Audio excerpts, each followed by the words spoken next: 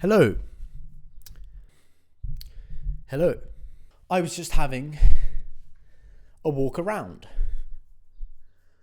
and it occurred to me that the only thing you need to do in life, there's only one thing you need to do to succeed at life, guaranteed to fulfill your potential to the maximum. Always just have a plan. Be going somewhere. On instinct, you're now going to be thinking about I'm going to get my bonus because my mummy always told me that should be my plan. No. Don't go get your pay raise, mate. That's not a plan. A plan with an important caveat that works for you. That genuinely works for you. Why is it? You say this and then people say, but I just want to be in bed scrolling all the time. That's why I do it. I just want to do it all the time. It's just easy for me. But clearly that's not good for me. But I still want to do it, right? That's the common thing. I'm a shitty person and I still can't stop. People actually don't understand how shit they are. Because if you understood how shit you really are, you're not that person. If you understand how shit you really are, you have to be looking from the outside in.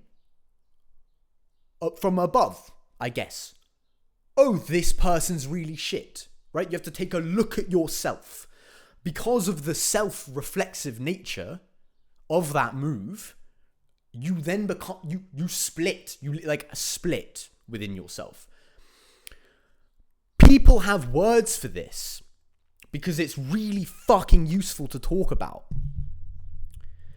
Kant, this German dickhead from the 1700s that we still have to fucking talk about because he was the first guy to use the correct words for this. He called it the empirical ego and the transcendental ego. Ego just means I. Empirical means sense data. Taking in phenomenological data, like empiricism. Science is an empirical pursuit because you study the phenomenological data of life, the phenomenon, the sense data. Even if you're working in a particle collider, you're still measuring things about reality, like heat and speed. It might be the speed of subatomic particles at this point, but it's always been the same thing. You're either measuring the speed of a car or a subatomic particle. Science. In a really bastardized nutshell. That's the empirical ego. What's the transcendental ego then? What transcendental? That's also been sullied, that word. Oh, I'm transcending. Oh, hippy dippy. Whoa. Or maybe you think, transcendental meditation. The funny cinema man, David Lynch, always talks about that. I don't know what you think when you think transcendental. What it is an actual term. It's this idea of, it's really hard to describe.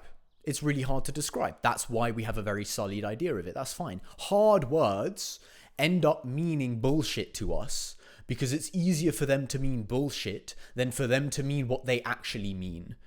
And that process in general starts to take over more and more and more of people's speech. It's called phatic speech. Phatic. You should look it up. This is a phenomenon that people have discovered. Phatic speech. The transcendental ego isn't doing phatic speech. Basically. The transcendental ego itself, what it means to transcend itself, is for things in a way to take on meaning to you. And for words to actually mean something to you instead of bullshit, like images of themselves. What is this process? I'll describe this process in more depth now. So when you've noticed yourself being a shit person, you have that opinion of yourself, right? You either think that you're shit or you think that you're fine. Deep down. Deep down, we all have a transcendental ego waiting to get out, I guess. We all have that voice in our head judging us. But the thing is, you can choose to embody that voice instead of it being a voice from some other place to you. You can choose to be that voice and become the person who's saying that. Well, if you're the person who's saying that, you're just not going to do that. The voice in your head that's earnestly, undoubtedly, brutally honestly telling you what a piece of shit you are genuinely means it. And that voice is coming from a subjective conception of reality. And you can embody that subjective conception instead of the one that's being told it from the voice.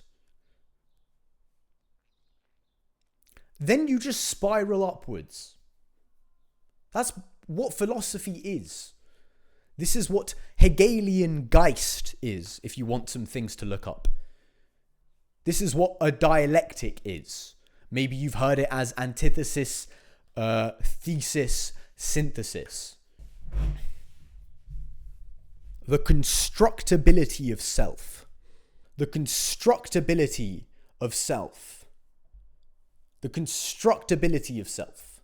It has to be impersonal. That's why people don't do it. So this process of embodying that voice, which is telling you that you're a piece of shit, requires you embodying the voice, which actually isn't that hard. Yeah, I'd prefer to be the guy saying how shit I am instead of the guy being told how shit he is and also believing how shit he is and not doing anything about it. I'd rather be the guy who's saying it and therefore doing something about it. So why doesn't everyone just embody their transcendental ego? Well, it's because you have to leave behind something, and you have to leave behind the person that you currently are. So it's way better to be that person. People don't like leaving behind the person that they currently are because it means being impersonal. So you currently who you are. You are currently a person. You're currently this person taking in all the sense data in life. It requires you being impersonal for a bit. To have this, remember we said it was like a split within you. A split personality. And you were this person. So to be impersonal currently at this current point in time in your life means leaving this ego. Because you're currently this ego, so leaving it is what it means to be impersonal to you currently. And you have to leave it to embody your transcendental ego. This is a moment where it's impersonal, cold, calculating. You're treating life like an engineering problem, but it's not slogging through life either. And it's not having a shit time either. It is just impersonal. Just the most neutral point from nowhere and no when, Negarestani has it. Geist, the construction of an intelligence from nowhere and no when. This is the entire goal of philosophy, he even claims. And decides to use Hegel's Geist as his concept of choice for elaborating what is the fundamental project of philosophy, which is philosophy itself. That's what I mean by plan. The self-constructability of your intelligence and yourself. For the Stoics, the self was a material. And ethics, which you may have heard of, and this idea of an ethical contract of how you should live, the entire point of it was that it would help everyone self-construct. And this is the ultimate thing that you need to understand, which then turns your spiritual journey very political all at once. It's better off for everyone involved if we work together. This concept is known as a non-zero sum game. And I think it's what the film Arrival is about. Although I haven't watched it in a while. A non-zero sum game. In other words, a positive sum game. A zero-sum game, only one person can win the most. The image I always have is there's a game show. Those classic game shows, and it's like, if you stick, you both get £3,000. If one of you sticks and one of you splits, only one of you gets £5,000, but the other walks home with zero. And if both of you split and you're both dickheads, then you both get 0. Reality is like this. If both of you stick, you both get £5,000. If one of you splits and the other sticks, you both get 0. Not much point in doing that. I'll just stick for now. If the other person splits, same thing, you both just get 0. All right, I'm just not going to do that for now. What happens if we both split? We also both get 0. Or if we both split, we both get like £3,000. Cool, I'll do. That's what life is. I'm claiming. It's a positive sum game. It's better for everyone. What's best for you is best for everyone is the succinct way of putting it. Being selfish is the best way to improve everyone else around you. And by them being selfish, it's also the best way to improve you. It's a positive sum game. So hang on a sec. It's more beneficial for everyone involved. How did we get to this point then, where we're all socially atomized? There's no positive sum games going on. Everyone is like purely trying to manipulate you. You go to countries which have more recently been introduced to capitalism, and also specifically the latest strains of capitalism.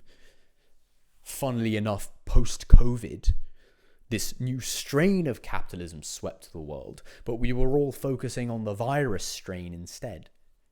But if you go to these countries which have recently been infected only, like India, it is pure manipulation. They have completely destroyed that country. All spirituality, like the people themselves, the Indian people themselves, have become completely pitted one against the other, more savagely than anything in any developed Western economy. Because all the white people have had time to get used to the depressiveness of it and just like settle into it. In India, they're still in that phase. How can I get the most fucking money? You gotta step on 10 people to get $1, then you step on 10 people. And you know what? This is what I heard constantly. Only the strong survive. Wasn't New York not too long ago? So yes, it's all about self-constructing. It's all about embodying a transcendental ego so your empirical ego can rise. And if everyone does that, it's actually like, this is the key thing. When you embody that transcendental ego, you become impersonal. But because it's impersonal and because it's a view from nowhere and no when, you're actually embodying the entire community at once. The entire community that you're doing this with. You're actually embodying the entire universe at once. The entirety of like meaning and intelligence. Geist, the final endpoint of Geist, is achieved every time you embody your transcendental ego. I.e., when you transcend, it starts to like kind of make sense with the meditation connotations now. When you transcend in meditation, you go, it's ecstatic, it's blissful. You go to a place of nowhere and no when.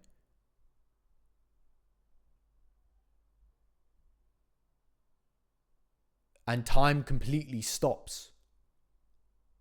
Because it can. And space completely stops. Because it can. If you just let it.